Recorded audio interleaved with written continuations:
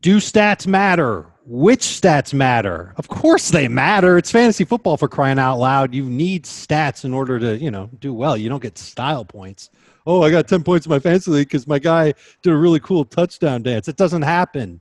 Stats matter. We're going to go over which stats mean the most to us, what interesting stats stood out to us from our hours and hours of research during the offseason.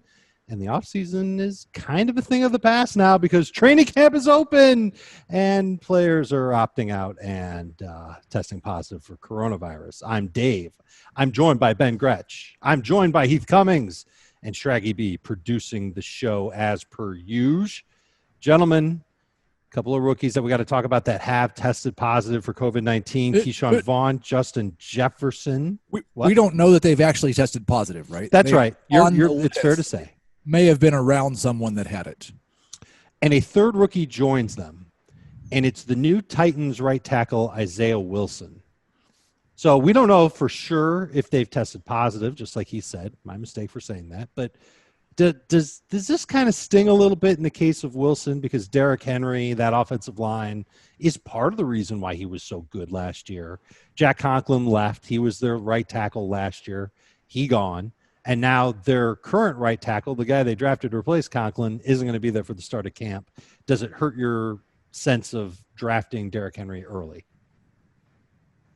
A little bit, yeah. I mean, I think Wilson is hopefully the long-term upside play at right tackle. I think Dennis Kelly, their veteran kind of swing tackle last year, was going to compete to start at right tackle as well. So, as long as he's still there. But, yeah, it's still going to be a downgrade from Conklin. Conklin's a very good. I don't know that he's an elite type tackle, but he's a very good tackle. And yeah, so it's definitely a little bit of a downgrade. He's getting paid like he's an elite type of tackle.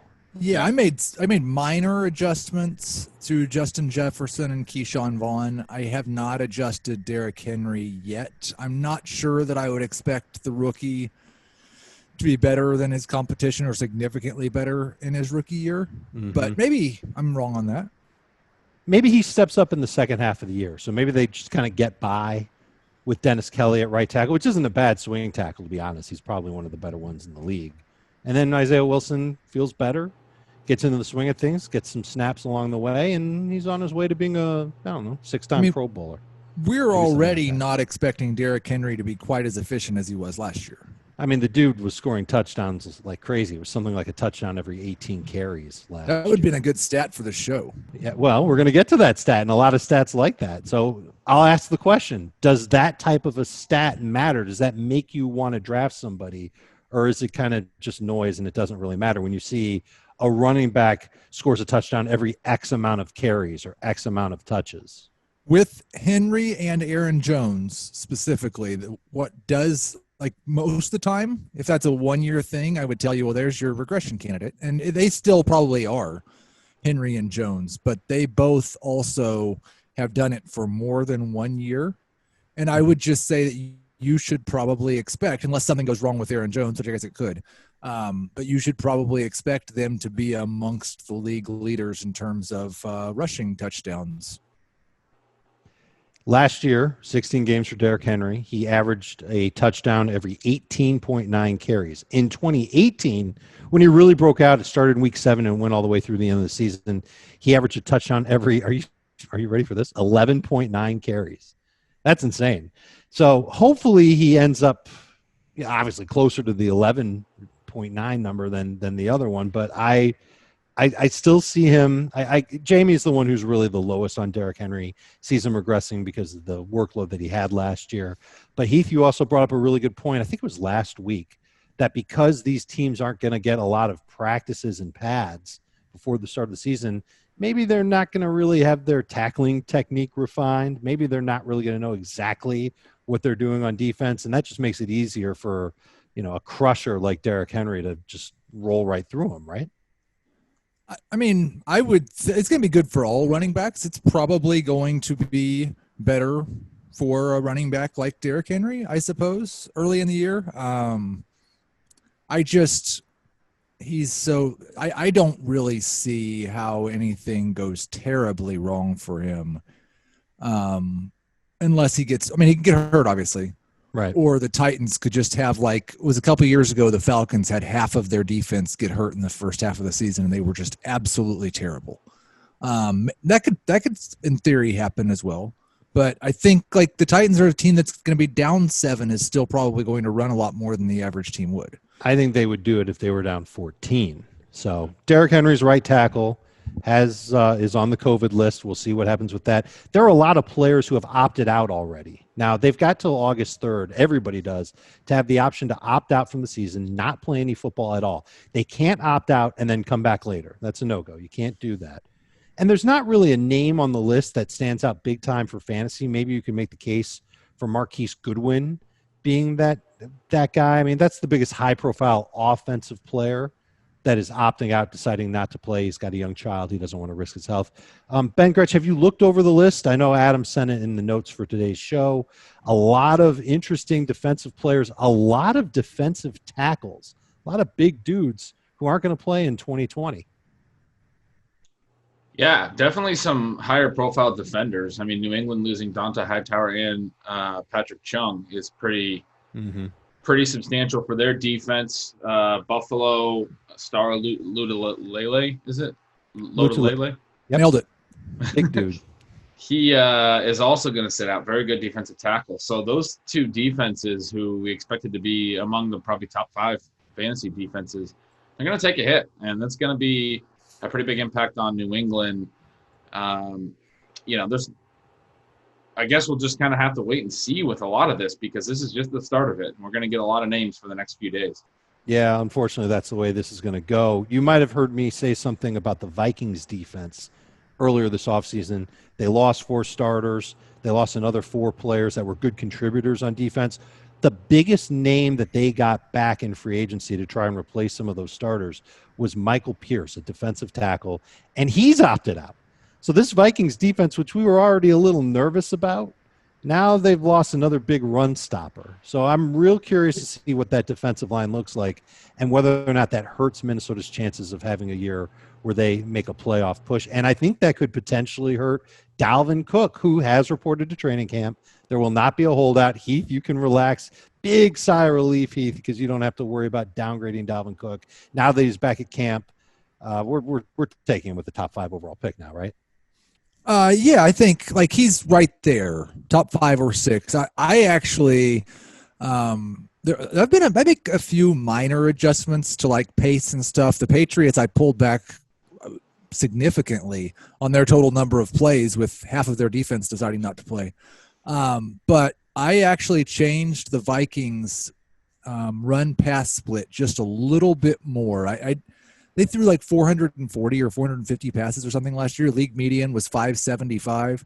I had Kirk Cousins at 509 attempts, which is still amongst the lowest.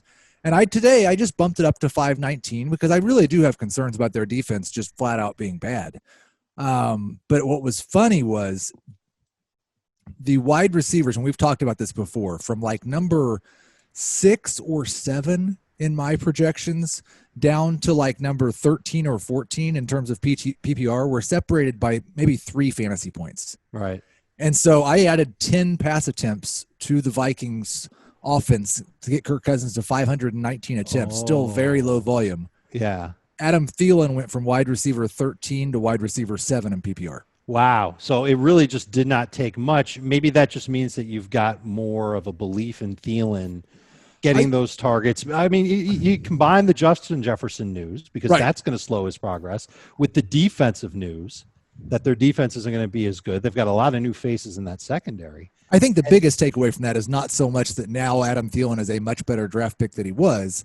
It's that of that tier of wide receivers, it's okay if there's 5 of them or 6 of them left to wait around and take the one that's left, because they've all got very, very similar projections. And it's not like Dalvin Cook doesn't catch the ball out of the backfield either. He did a lot of that. In fact, he ranked 2nd. Let's get into more stats. 8.2 yards per target. That was 2nd best among running backs who had at least 50 targets in 2019. He's just got to stay healthy.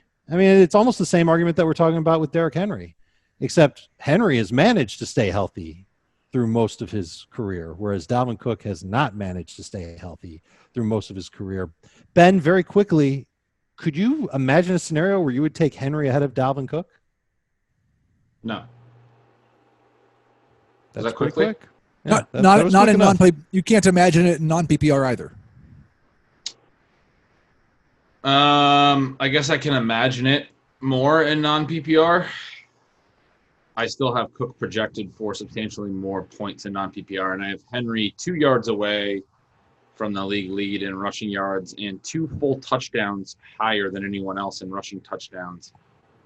But Cook is going to have probably 300 more receiving yards, and even in non-PPR, those receiving yards matter for a total yardage, number. So I still have Cook projected quite a bit higher in non-PPR personally, even though I have Henry. Look at it, because I have Henry, like, they are very, very close. I have Henry just ahead of him. I've got Henry at 270 more rushing yards, but Dalvin Cook at almost 400 more receiving yards. It's just touchdowns is the big difference for me. I only have Cook at 100 fewer rushing yards. How many? I got him at 12. I got Cook at 1,200 rushing yards. That's where I'm at too. So I have Henry at 1,316. I don't have anyone projected for much more than 1,300. And you guys don't project injuries, right? So you're No. working on the assumption that these guys are both going to play 16 games. And if they're both going to play 16 games, I would agree with you. I think total yardage would favor Dalvin Cook. I'm not sure touchdowns would favor Dalvin Cook. But I think, believe it or not, even though Derrick Henry had 60 more touches than Dalvin Cook last year, I actually think health favors him. And he might be the safer non-PPR running back to get right now. I don't like when we had this argument earlier in the offseason. I don't really think that there's a very good argument that Derrick Henry is more likely to get hurt this year than Dalvin Cook. Yeah, I'm not going to disagree with that. Like, just because he's had a ton of touches when the other guy's actually been getting hurt and not getting touches because he's been hurt, like, that's a pretty thin argument. But if you had to guess, one of these guys was more likely to miss time because of a small injury. It doesn't have to be something that knocks him out for the season. I don't think it's debate. I think it's Dalvin Cook. Yeah, we're all in agreement. I think.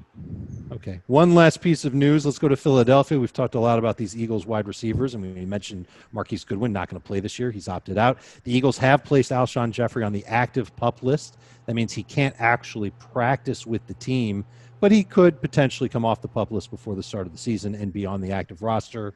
It's like something along the lines of maybe a few days before the start of the regular season. I don't know the effective date, but if he's still on the list at that date, he's forced out through the first 6 weeks of the NFL season.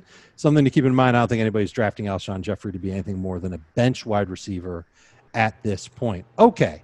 A quick other thing to promote is our YouTube page. Watch us on YouTube, youtube.com/fantasyfootballtoday, all one word. You see our faces and you get our reactions and how they come out here in real time on the podcast. Just a different way to consume the podcast. What is it? You see Heath's V-neck. Yeah. That is. Let me see what that looks like. There it is. That is a good-looking V-neck today. Big draw. I'm going to leave that there. And if you're watching us, maybe you're watching us on a television screen instead of a computer screen, and maybe it's a 55-inch screen. And wouldn't it be awesome if you won a 55-inch television just from being a part of the Fantasy Football Today listening group, the people that subscribe on YouTube, subscribe on our podcast? There's an opportunity coming up to win a 55-inch television just by being a listener from Fantasy Football Today. And if 55 inches isn't big enough, how about 75 inches? Shraggy B, can we tell them anything more about this, or have I already spilled the beans too much? More details coming Monday, but 75-inch TV and 55-inch TV giving away to our listeners. On Monday, August 3rd, the giveaway begins. We'll have a link for you in the description and on cbssports.com. But we are very excited to be able to give away 2 TVs to our loyal listeners. I don't think we've given away – we've been doing this podcast for over a decade. I don't think we've given away a TV ever. We used to give away koozies, and now we're giving away gigantic televisions, bigger than televisions than I have here in my house. Okay. Let's get to the stats. Do they matter? Do they not matter? I'm going to read off a player. I'm going to read off the stat about that player. And then you guys tell me whether or not you believe that means something or it doesn't mean anything. It doesn't change how you view that player. Let's go really quick because there's a lot of players to get to. Let's start with Ronald Jones. It feels like we're talking about him every show now. It looks like he's going to be the Bucs starting running back. Here's the stat. In week 4 against the Rams alone, he had 54 and 25-yard runs negated by penalties, one of which was an illegal shift that presumably didn't affect the play. His stat line shows more explosive plays in the passing game than on the ground last year, but he had a few long runs called back. Yeah, I think especially the passing game part. I mean, he looked explosive in the passing game. He averaged, I think, over 12 yards per catch. Obviously, these plays were called back, and the long one was a holding, and maybe that sparked him, but he did make a good move in the second level. But if they were on a stat line, just to throw, I mean, this is not really fair, but if they were, his 4.2 yards per carry for the season would have bumped all the way up to 4.6 yards per carry. He would have looked a lot more explosive on the ground game. And with his explosiveness in the pass game, maybe we would have a completely different perception of him if these plays weren't called back by penalty. Maybe the refs just missed the hold. So I think it's pretty interesting. We've talked a lot about him having a lot of yardage lost to penalty. That was just in one game alone that I remember I went back and checked on. But I think it matters. I think he was a lot more explosive last year than he gets credit for. Right. You don't actually see those explosive numbers show up, Heath, in secondary data metrics like on Pro Football Focus because those plays didn't count. Yeah, I struggle.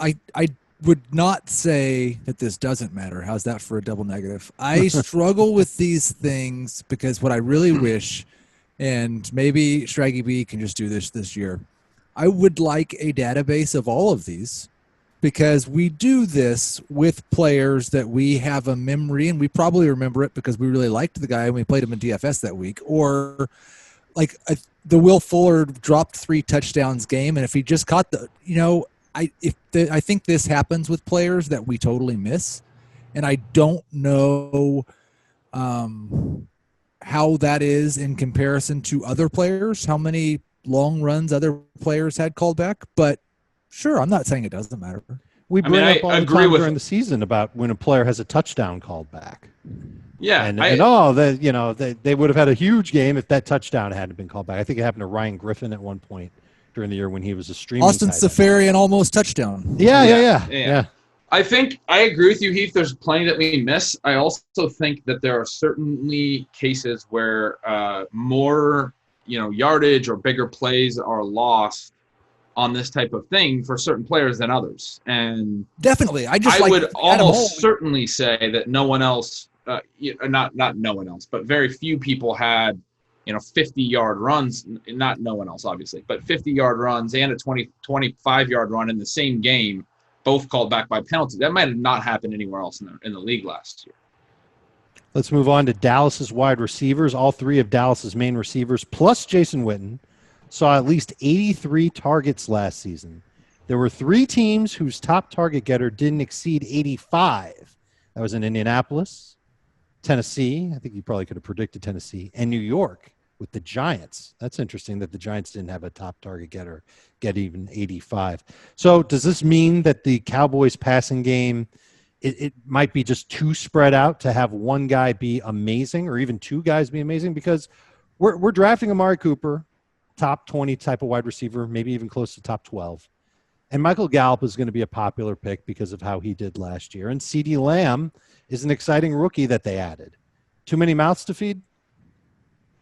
I look at this the exact opposite way. I think this is a great stat for their passing game because it shows how concentrated they were. 80-plus targets for 4 different guys because they mostly just ran their 11 personnel and didn't really throw to a lot of depth guys. And I don't think we think about that enough in fantasy, but if you look down the rest of their roster, Blake Jarwin had somewhere in the 40s. They had Zeke had 70-something targets. Blake Jarwin had somewhere in the 40s. They had a couple guys in the 20s, and that was basically it. No one else really had any targets at all. The guys in the 20s are like Tavon Austin, and that's like 1.5 targets per game or something at that point. So the vast majority of their targets were going to these main guys in their typical 11 personnel, which I think is actually a really positive sign for Blake Jarwin, who's going really late because they have 3 great receivers, and people are worried that he can't get enough targets. But if he plays as much as Witten did last year, he can easily get 80 in an offense that basically didn't rotate. Yeah, I think this is this is the type of consolidated target share like they have in Atlanta that we should absolutely target in fantasy football. I would say, like Dave, you asked too many mouths to feed. I might say there's 1 too many mouths to feed.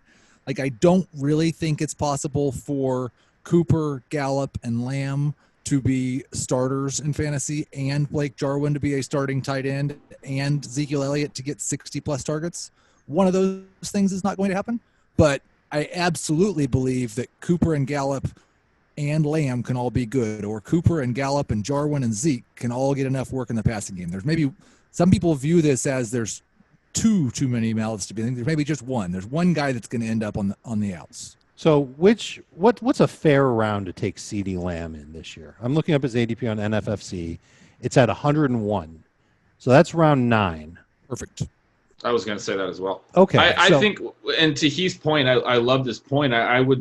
For me, it's been, and I've said this a lot this offseason, it's been Amari. As much as I like him as a player, he's the guy that he's the most expensive. I would like to play this passing game through Gallup, who had just as many targets as Amari last year, or through Lamb or Jarwin as even a little bit later picks, because I think they're going to at least run as many routes as Cooper. They're going to all be on the field in these 11 personnel. Mm-hmm. Cooper might draw more targets, but is it enough targets to pay that many more rounds of a draft pick? I don't know. Is this a friendship strategy team? Could you draft Amari Cooper in round 4 or 5, Michael Gallup in round 6, 7, maybe 8 if he's there? Get one of those guys and CeeDee Lamb in round 9 and lock up a nice chunk of this concentrated passing game. Sure.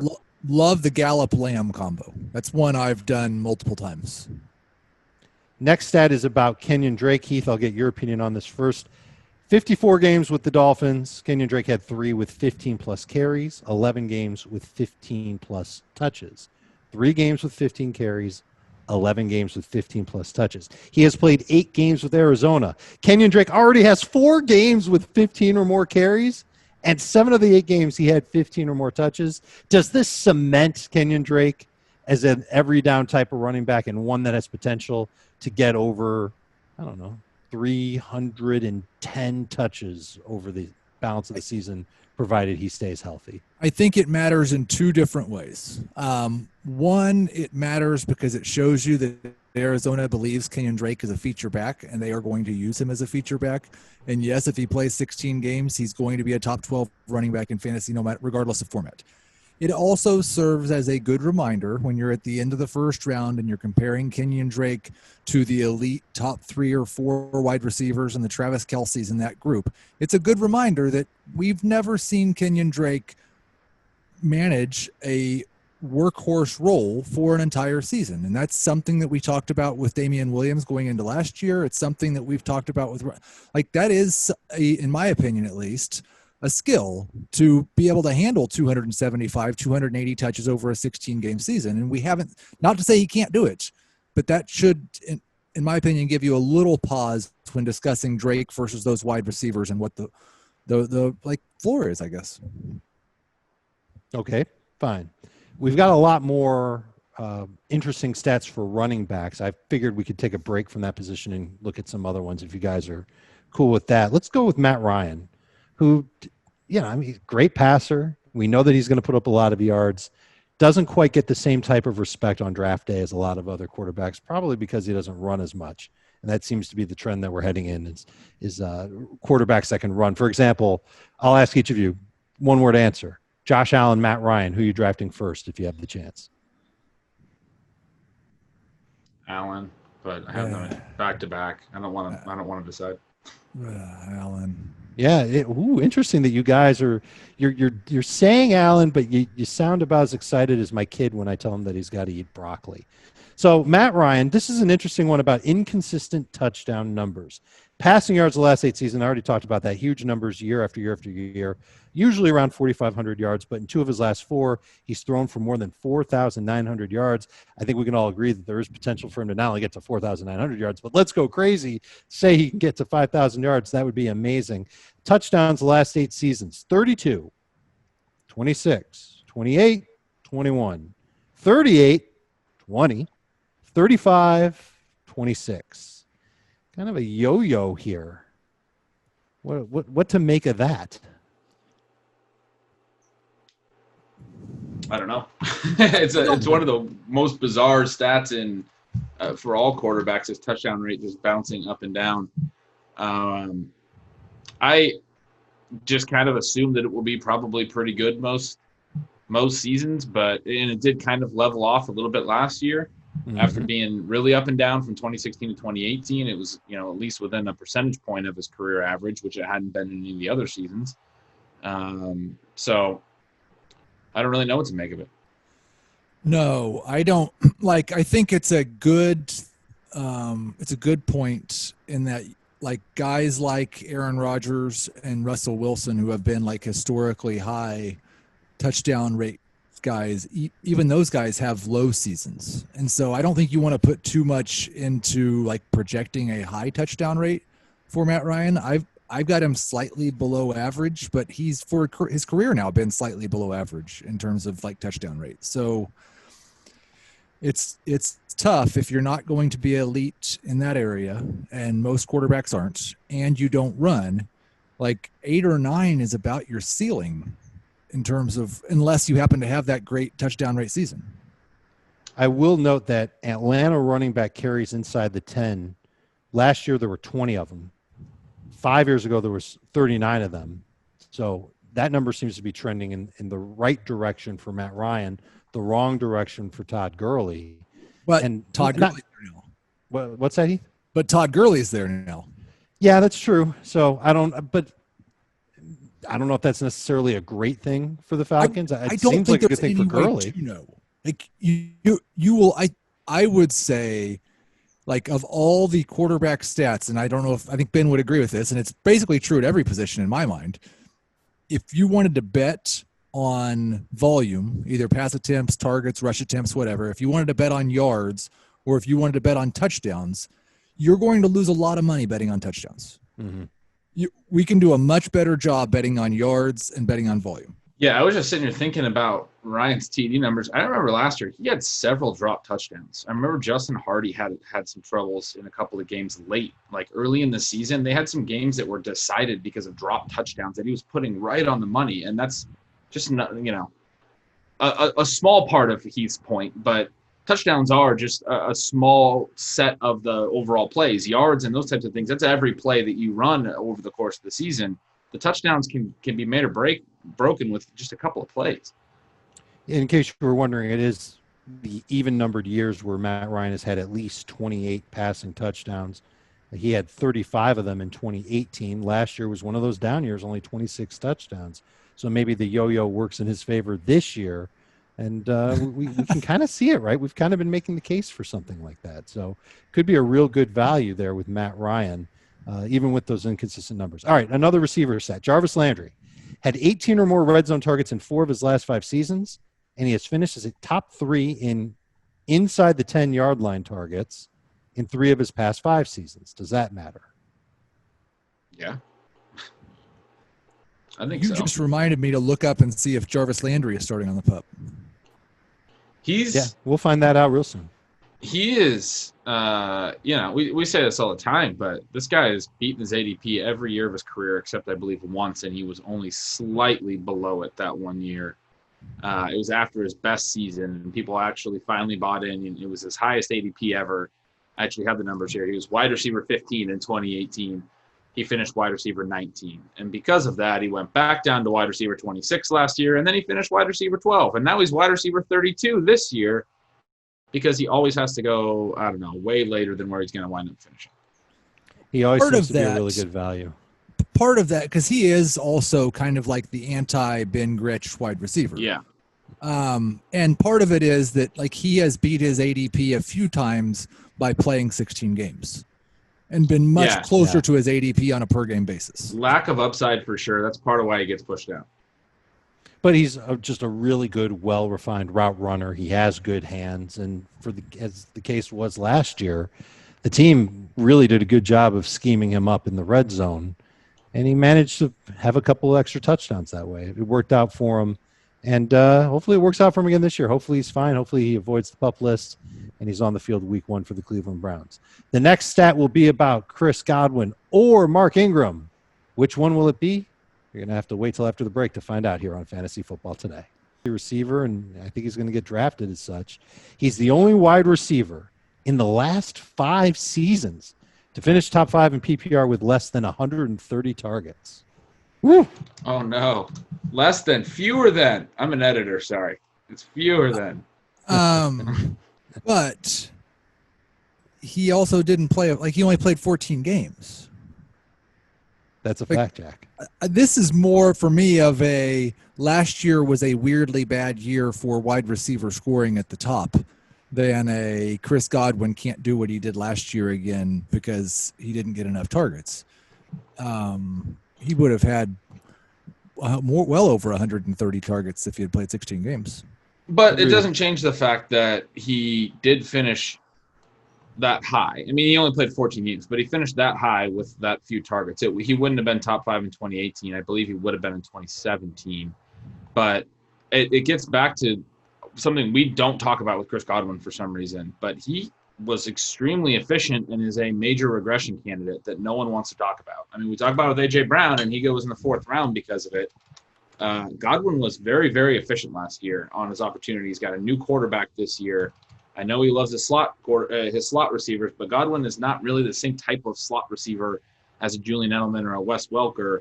He's not really an option route type 5-yard catch guy. He had a 10 ADOT. These other guys were much lower up in New England that Brady was targeting so heavily in terms of where they were catching their passes. So especially that, and then 11 yards per target and a massive touchdown rate.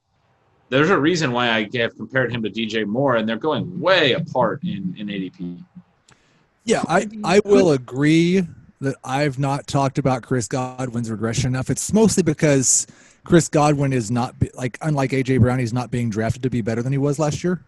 Godwin's being drafted probably a little bit higher than he should, but still not as a top 2 wide receiver, which is where he finished in 14 games last year. I wasn't talking about just you. I was talking about the market because Godwin is going at the end of the first or into the second, typically in the 2nd round. But I will say with Brown was wide receiver 8 after becoming the full-time player in week 10. He wasn't a starter the whole season, and we know that, and he's still going significantly behind that. And that's the whole market too. It's not just you. But I think we could see that target share being better, or at least the target volume being better for Godwin than it will be for A.J. Brown. Sure. Just by the nature of the offenses that they're in the roles that they play. And couldn't Chris Godwin become this sounds a little funny, but couldn't he become a slightly better version of the Edelman Welker slot receiver type that Brady can throw to? Because I think he's a good route runner. I think he's really quick. I don't know if he's necessarily a burner down the field, but I think he's got good hands on top of it. And if he can learn option routes, I think he's probably done some of that already. He can just keep doing what he's doing. We know that Brady likes to work inside out in his offenses. I doubt that they're going to try and reprogram Tom Brady's brain at this point, especially without an offseason program. I think that could lead to really good volume for Chris Godwin. I'm not ready to rule him out having a better year than last year. So because of Brady being there. I can give a good stat that will explain my take there. I agree with you. He has a lot more skill and could be more explosive than those guys. But I've been digging into the yards per route run stat, which is a lot of people's favorite stat this offseason. It seems to be getting cited everywhere. And particularly recognizing with some work that I've done over this past weekend that the major difference between yards per route run and yards per target is targets per route. That's the only difference. And people hate on yards per target, but they love yards per route run. But that targets per route part is really the whole signal with yards per route run. And it's really an interesting stat. Edelman, for his last 6 healthy seasons, I built a little database. I can just pull it up quick. He had over 24% targets per route. Anything over about 20% is really good.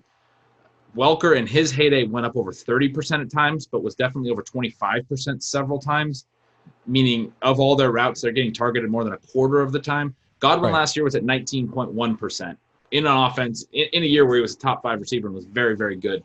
Maybe that spikes up to 24%, 25%, but I kind of think he's not going to be the kind of guy that will draw that type of high percent of targets per route.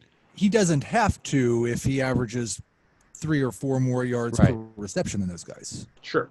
That's true. And I also think it's going to be harder for defenses to really try and slow him down when they've also got to account for Evans and now Gronk. It's a different ball game for this Tampa Bay offense as far as defenses are concerned because there was no Gronk there last year. So a lot of that addition is going to make it harder for defenses to key in on Godwin. that means he's going to be a more desirable target for Brady to throw to. I wouldn't be surprised at all if he got a target 24% of the time that he ran a route this year. I think he's going to have a lot of good volume. Just to wrap up my take on him, I have him in the top 10. I have wide receiver 6 in PPR. I'm taking him in the second round too, but just a little bit later. And I never draft him because he goes way high.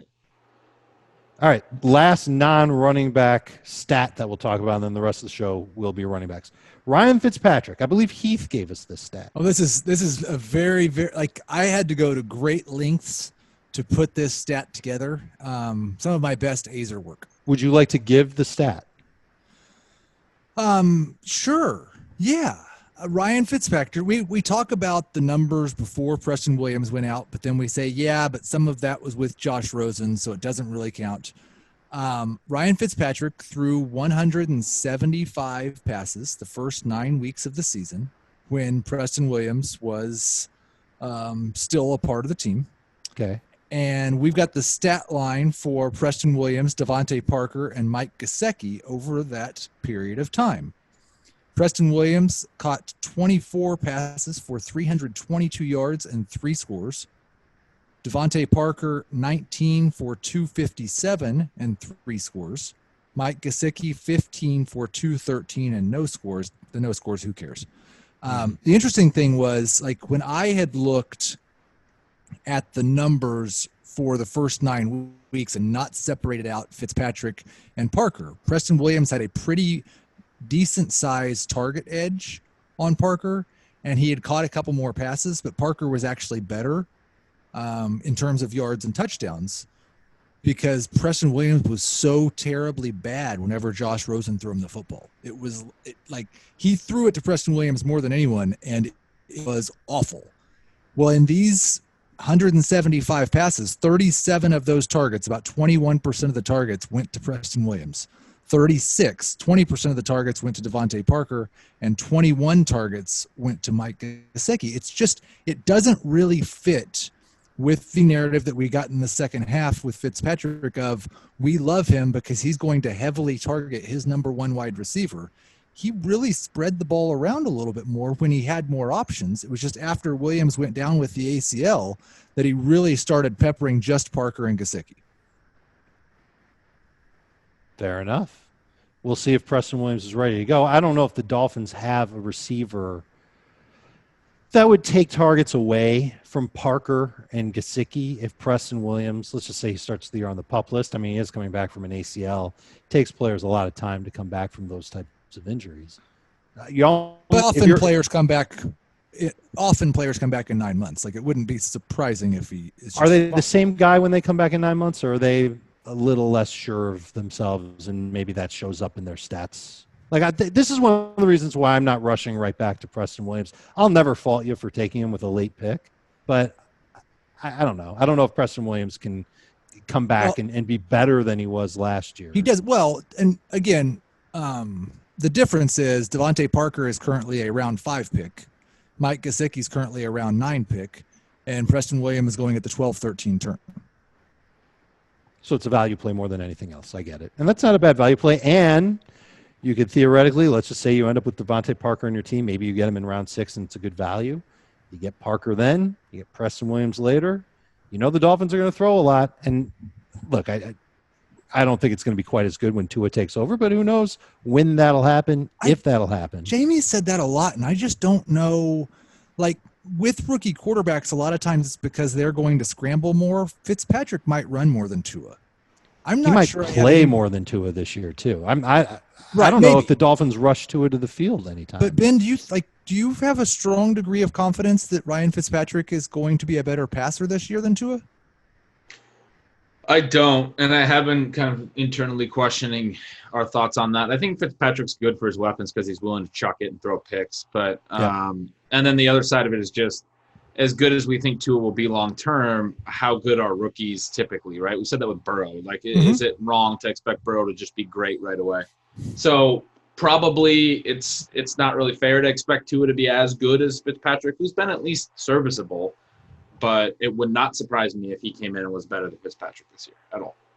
I think if they had a normal offseason and a normal preseason, I would totally agree with you. But I think quarterback is maybe the toughest position to learn going from college to the pros, and it takes some time. And I've cooled my jets on Joe Burrow for this year. I don't know if he'll be that good, and I'm not taking Tua unless it's a 2-quarterback league or a deep super flex league, obviously. Not even a typical super flex league. I think Fitzpatrick could have some staying power. I think he could be really good. We go back real quick because we forgot. Yeah. I just saw a tweet and we forgot a major news item. We did. Adam will Patrick kill me. Mahomes bought part of the Royals. That's pretty. That's awesome. why we forgot it. How awesome is that? Wasn't Pretty he like a Major League Baseball prospect? Well, his dad was a Major League Baseball. Right. I remember I had Pat Mahomes' I baseball card when believe was a kid. Patrick Mahomes was drafted by the Tigers. And now he owns part of a baseball team. Now he owns part of the Royals. It's going to be messy if he ends up going to another team at some point here. He's really kind of locked He's himself never in. going to another team, obviously, Dave. Well, probably not anytime in the next 10 years. Okay, let's move on to running back stats. Mark Ingram was the man last year, had a bunch of touchdowns, really came through for fantasy managers, especially in non-PPR leagues. Here's the number I caught on to. He only had 6 games with 15 or more carries. And I don't know if he missed any games. He might have missed 1 or 2 He missed one. toward the end. Did he missed 1, right? Yep. Yeah, I didn't think he missed 2. I don't know why I said that, but only 6 games with 15 or more carries. Does that bug you a little bit that the Ravens are probably still going to be in this position, especially after drafting Dobbins, that they can just mix and match their running backs and just keep running the ball like crazy? Yes. Does it make you not want to draft Mark Ingram? I do not want to draft Mark Ingram. Would you take him are you comfortable calling him the last best number 2 fantasy running back? No. You think they're meaning that he's still better than that or worse than that? I'm not 100% sure that I would rather draft Mark Ingram than Damian Williams. Wow. I'm taking Ingram over Damian Williams at this point. Ben Gretsch?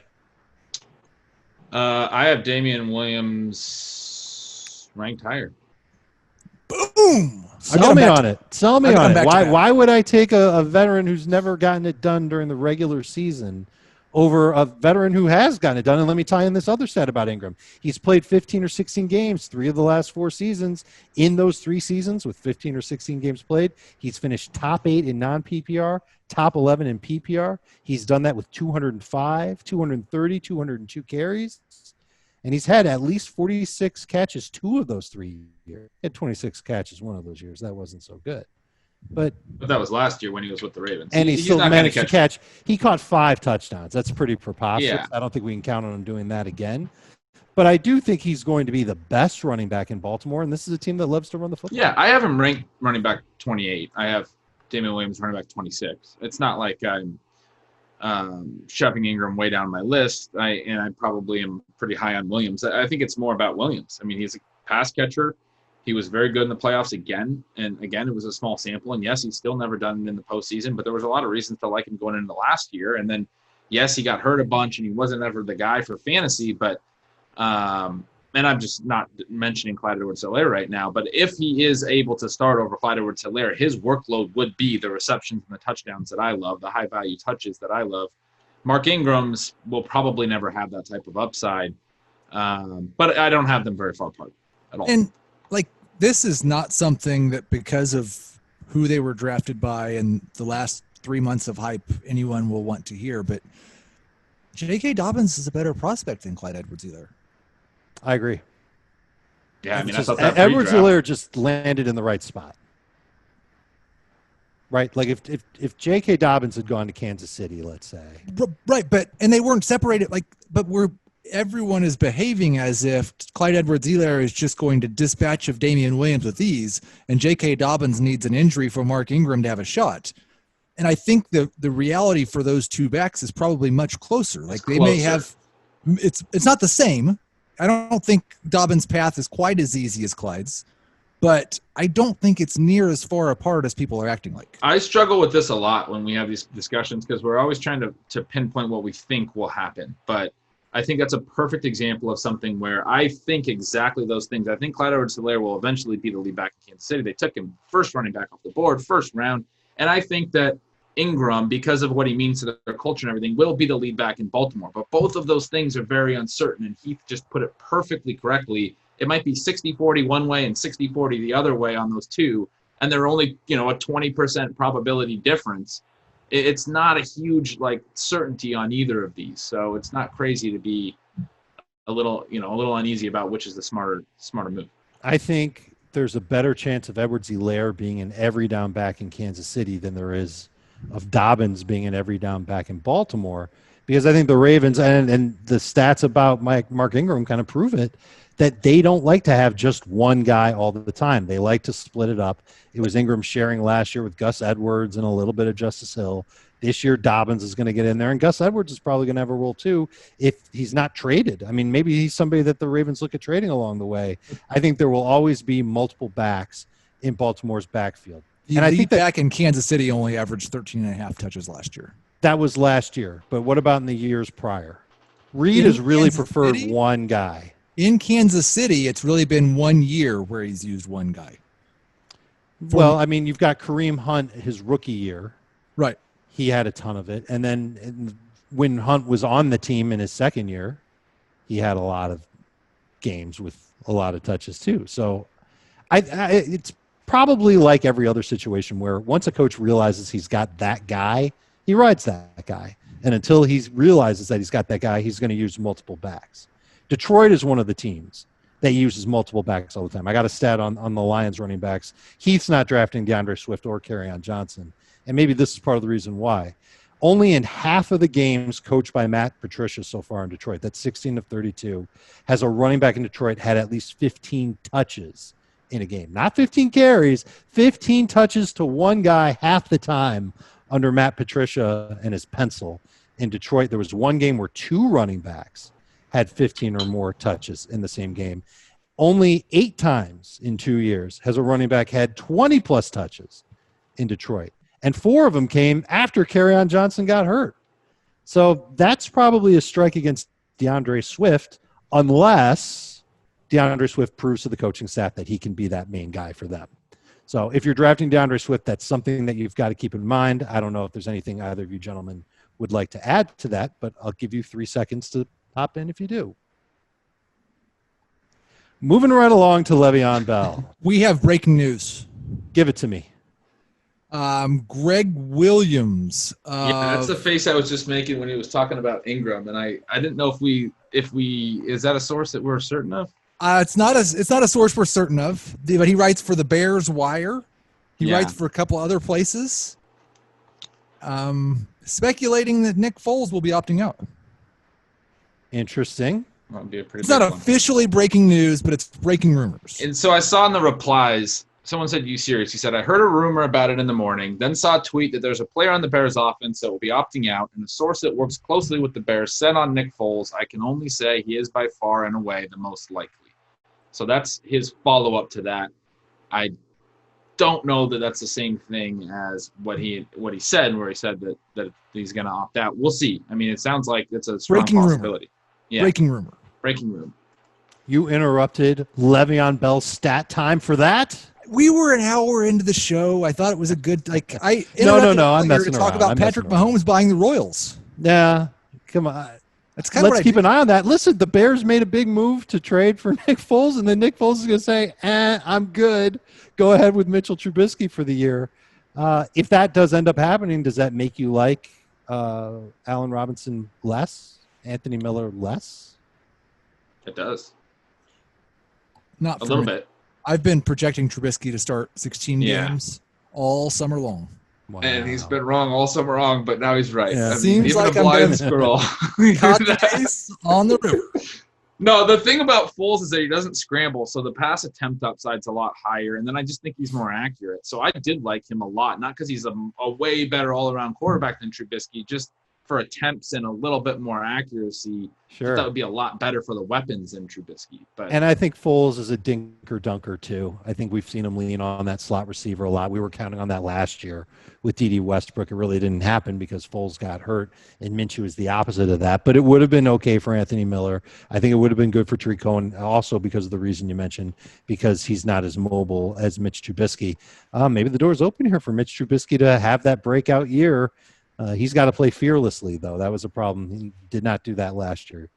Le'Veon Bell, He has played fearlessly in the past. He's been an amazing fantasy running back. But Adam Gase doesn't quite see it that way. Last year, 20.7 touches per game. There are running backs in Detroit that would kill for something like that. Le'Veon Bell, 20.7 touches per game, were a career low. He had more than that in Pittsburgh. And now he's got Frank Gore joining him. And say what you will about Frank Gore, but each of the last 2 seasons, he's averaged 10.7 attempts per game. Are we looking at fewer touches for Le'Veon Bell in 2020? I would assume. It's hard to expect more. I go back and forth on Le'Veon Bell, but what I'll say is, if like on CBS ADP, he has a early third round ADP. That's a problem. But in a lot of our drafts, he's available at the end of the 4th or early 5th round, and I do think that there's a lot more upside than downside at that cost. He had just 12 touches inside the 10-yard line last year, Ben. At the very least, if his touches are going to come down, at least can he get more work inside the 10 this year? Well, the Jets would have to be able to move the ball towards the end zone for that to happen. And I don't know if we're going to see that. They still don't have a good offensive line. They still got Adam Gase. I mean, maybe, but I'm not really buying it. Well, their defense is going to stink too, so that might help for Le'Veon Bell's catches because they'll be trailing. Maybe that gives them 10 to 15 extra catches by the end of the year. It's just a matter of just whether or not they're going to give him all that work. And the sign's telling me they add Frank Gore. They draft LaMichael Pirine. Pirine can do some of the same things that Le'Veon can, albeit not to the same level.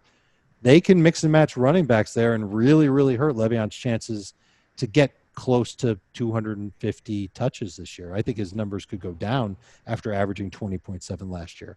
I got 2 more stats for you. They're both about running backs. One's one that we're going to draft with a top 24 pick, and another one's a guy that will never come near the top 24 this year in drafts. But it's about Darrell Henderson in L.A. And Cam Akers is there now. Malcolm Brown was there. He had 5 plays total last year of 10-plus yards, 19 rushes for 2 yards or less. So kind of a feast or famine type year for Henderson. I remember watching him just consistently run into the backs of his offensive line. So I wonder if he worked on his vision this year. But his explosiveness came out in those 5 plays. I don't know if that's necessarily a stat that makes you want to buy into him at all, but or maybe they should not buy work on into getting him in space more, like they said they were going to last preseason, and then they never really threw him the ball. I mean, they were comparing him to Alvin Kamara last preseason. Sounds like a guy that they should be comparing his usage to Alvin Kamara, but they didn't really do it. And so maybe that's what they can do with him, and he just didn't really know what he was doing last year. Maybe it's as simple as that. And this year the light switch is flipped on for him. It'd be great. Would be great. Heath, you gave us the last stat. It's about Austin Eckler. It's a great stat. Hit us with it. Azer stats. Without Melvin Gordon last year, Austin Eckler had 80 touches for 490 yards and 6 touchdowns in 4 games. Now, we all recognize he's not going to do that. So cut his touchdowns in half.